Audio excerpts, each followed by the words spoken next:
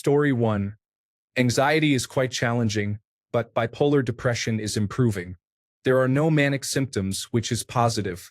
Post-traumatic stress disorder is under control as well. I just resumed my medication for all these conditions after being unable to afford them for a month. Story 2. It's strange.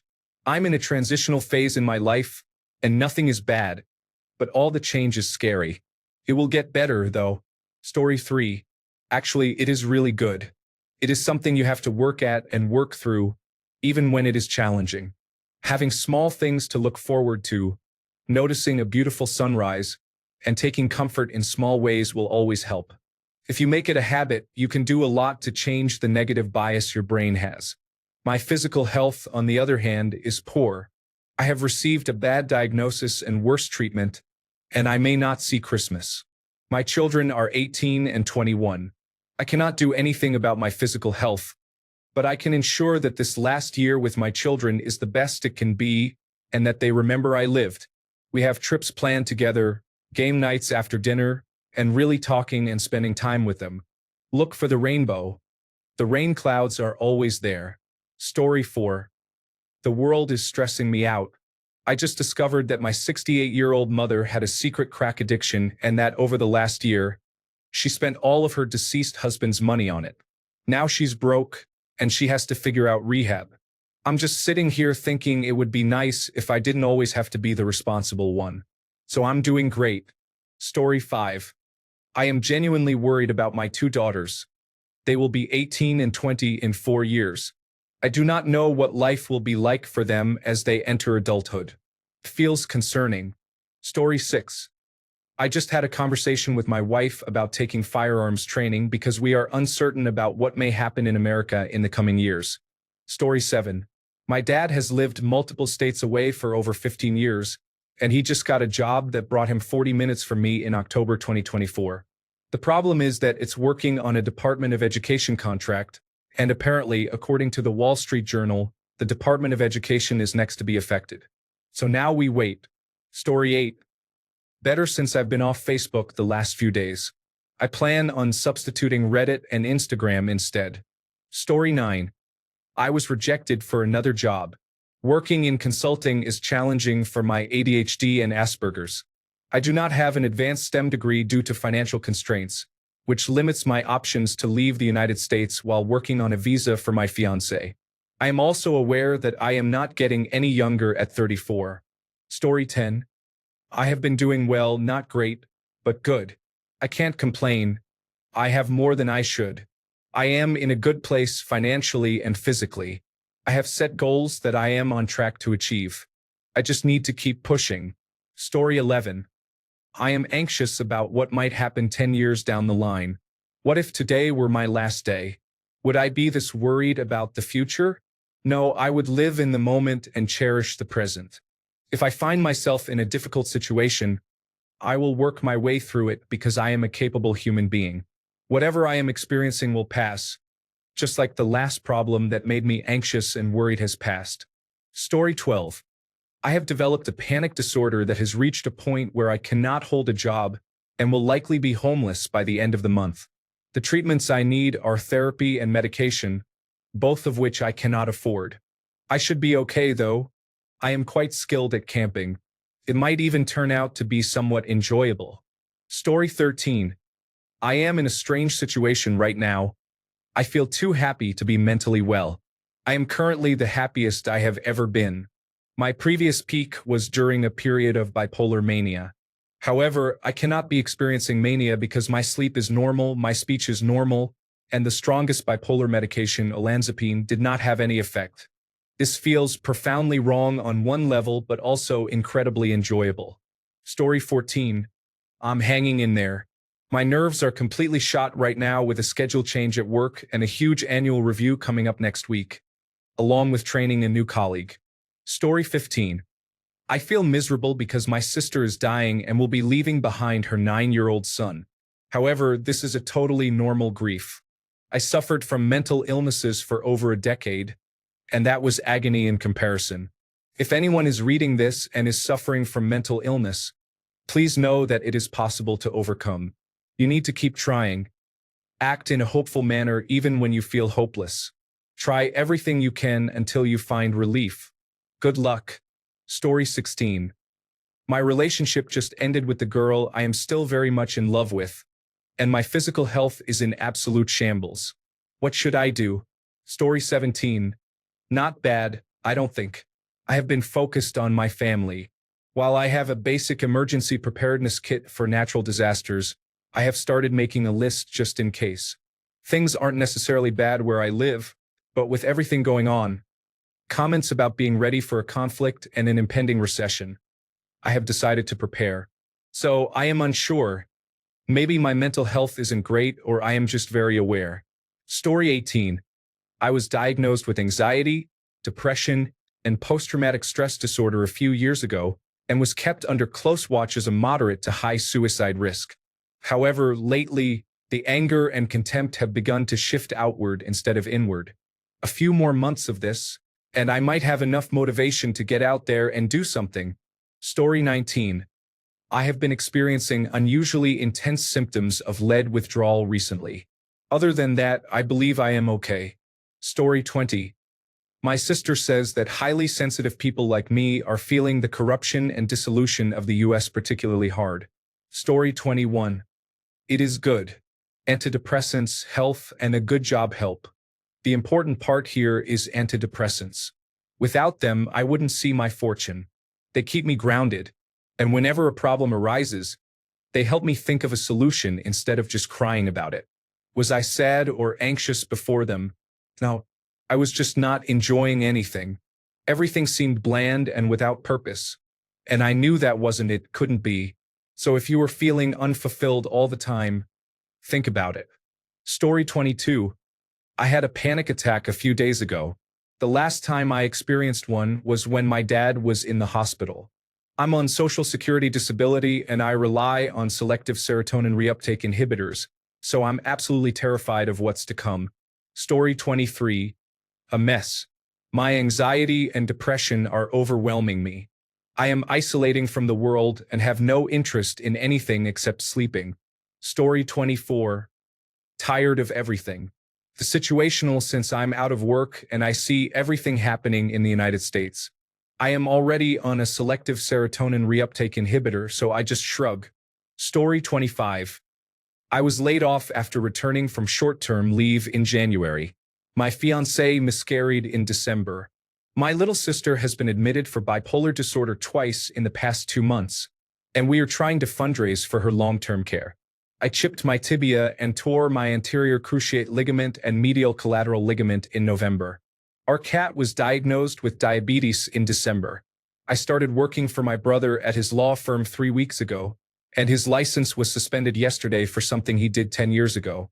I am struggling financially, and the two people closest to me are facing even tougher situations. I feel like there is no hope and that things are closing in around me. Story 26. It's absolutely wonderful, but only because I blocked all social media except Reddit, which is honestly the only source I trust these days, which is quite sad. I do not watch the news, and it's springtime where I live, and all my flowers are in bloom. Story 27. It is in the dumpster on fire, and it is raining gasoline. There is a 100% chance of rain through March. Thank you for asking.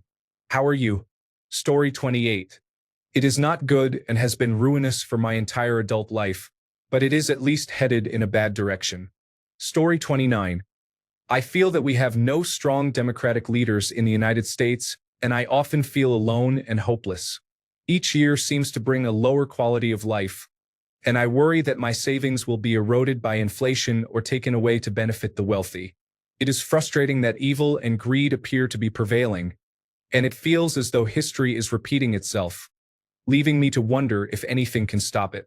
Story 30. One half of me, at home with my rabbit and my partner, is happy gardening and living this life. The other half of my heart is in Gaza, and I am frightened. Story 31. In all honesty, after a move across the country that went wrong, losing my car caused me to lose my job, ending up on the street, and not having eaten for days, I really can't say my mental health is doing too well.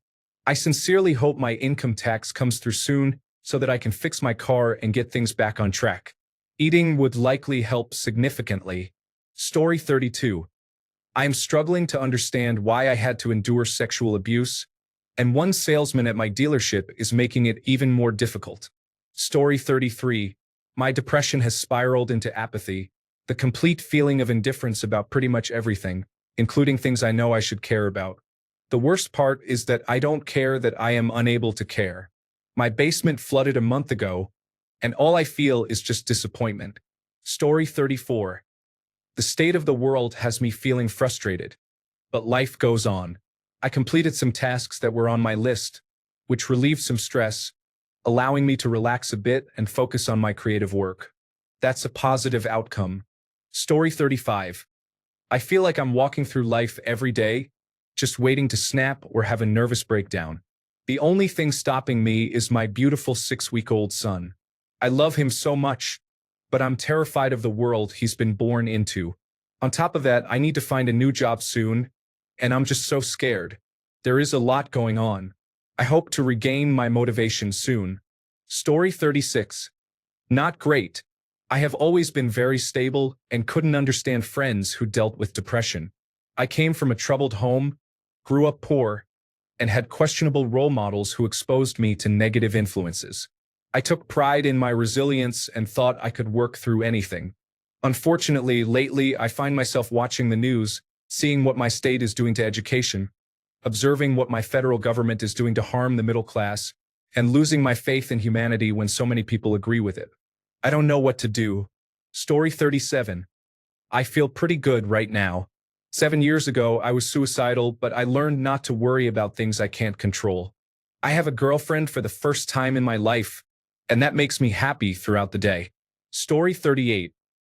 It's 5:20 a.m., and I'm sipping whiskey with lemon and ginger tea. My physical health has been poor lately.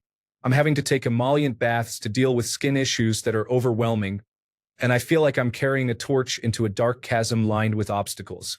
I feel so much power within myself, but maybe it melts away the physical substance of who I am. Anyway, I cauterize the emotional wound with whiskey and gin, despite the cost of slowing my mind and wasting my time. I don't know if I can improve without also getting physically better, but I'm not done trying. Story 39. Every time I see another United States government update in the news, I feel anxious. I have a 2-year-old, and I don't see a future here if this situation isn't addressed quickly and effectively. Story 40. Just like a roller coaster, life has its ups and downs. Normally, everything in life has both good and bad moments. Story 41. I'm feeling burnt out from school and working in emergency medical services. I've discovered a whole new side of myself that I didn't know existed. I've begun to isolate myself from my friends since I don't have anything new happening in my life. I've stopped talking to everyone at work and school, focusing only on studying. I literally have no time for anything. On a positive note, I only have a year left of school. Story 42. I am being blackmailed and extorted by a man who loaned me money and then demanded I send inappropriate pictures and act like his boyfriend. Unfortunately, I was very broke at the time and needed the money. Now he just tells me what a heartless person I am and won't let up. He is significantly older than me, and it makes me feel hopeless, especially since I am still struggling. I initially fell for him until I learned about Stockholm Syndrome, and now I don't know what to do. I am attracted to women and transgender men, not middle-aged men who are heirs to a famous root beer chain and talk down to me when I can't answer the phone late at night. It doesn't help that I have autism and have shared my experiences of being sexually abused as a child, only for him to react inappropriately. Story 43. Trying to return to normalcy while holding on to the transformative experience I had 3 days ago. Story 44. Decent. I wouldn't say amazing, but decent. It has definitely been worse, but I still have my moments and bad days. Mental illness is a journey. Story 45. I feel like my mental state is not good, primarily due to depression, but I do not care, so I am okay at the moment. This current state is stable, though I am unsure if that makes sense. Story 46. Not great, but I'm surviving. I have had an irritable bowel syndrome flare for a month, and the world feels like it's on fire. Story 47. To be honest, I just got medicated for attention deficit hyperactivity disorder, and the new birth control has started to take effect. I'm probably doing better in the past 2 weeks than I have in the last 14 years of my life. Unchecked premenstrual dysphoric disorder and attention deficit hyperactivity disorder can significantly impact a life. Who knew? Story 48. I feel lost, but my children have been raised well. I pray every night that I don't wake up. I had a beautiful, paid-off house in Maui. I lived there for 33 years and plan to spend the rest of my life there. In 2021, I got into a difficult contract with a realtor. My daughter and I were suffering from extreme, undiagnosed Epstein-Barr virus. The brain fog and fatigue were overwhelming. My daughter wanted to leave. We were both losing our hair, and she thought the medical care would be better on the mainland. It wasn't. In a moment of frustration, I signed the acceptance. The next day, I called the realtor, unsure of my right of rescission but remembering I had 3 days, and told him I didn't want to sell. I had no idea where to go. He ignored me and lied about the market turning into a seller's market. My house was purchased by a Drug Enforcement Administration agent. I have a strong dislike for the Drug Enforcement Administration. They introduced methamphetamine into Hawaii in the 1990s and ruined countless lives. Now my house is worth $4 million, and I'm renting a terrible place in Oregon. My neighbors are from other countries, cannot speak English, and are receiving free rent, as I overheard the manager mention. I can't get over it. I'm ready for the next chapter of existence. I feel too cowardly to end my own life. I'm now 90% bald. I once had beautiful hair. My daughter also wears a wig. I resent the Epstein-Barr virus or whatever caused our suffering. I lost good friends in the Lahaina fire. It's not just a fire. They misled us. Story 49. Just being awake for 3 days and full of bipolar rage with a large dose of hypomanic irritability. Story 50. It is sad for the world. There is so much negativity present right now. I feel as though I am at a point where I know the situation is dire, but I cannot do anything to change it. I understand what awaits me after this life and hope that more people choose to join me there. Story 51. Honestly, the marriage part is over for me. I feel like I'm an unhappy, stressed, and always in a bad mood mom. I'm trying to stay for my kids, but it's also not fair that I'm unhappy and bring bad energy when we're all at home together. Story 52. I lost both my parents to drowning in a cistern on our family farm almost 2 years ago. My husband's brother died of a massive heart attack nearly a year to the date of my parents' death. And now we have to put down our 16-year-old dog that we received when my uncle died in a car crash. Story 53. Not great. Very bad, especially with what is going on in the United States. Thanks for asking. Reading all the responses here makes me feel less alone. Story 54. All-time low. Politics has made my already low mental health even worse. The future doesn't look great, but the 6-story drop from my apartment does. I just need to get through this week, and then I'll be able to see my therapist. Story 55. I am a U.S. citizen currently swinging between extreme fear and intense anger. But it's fine, I'm fine. Everything is fine. Story 56. I spent last night unable to breathe because it felt like my heart was in my throat.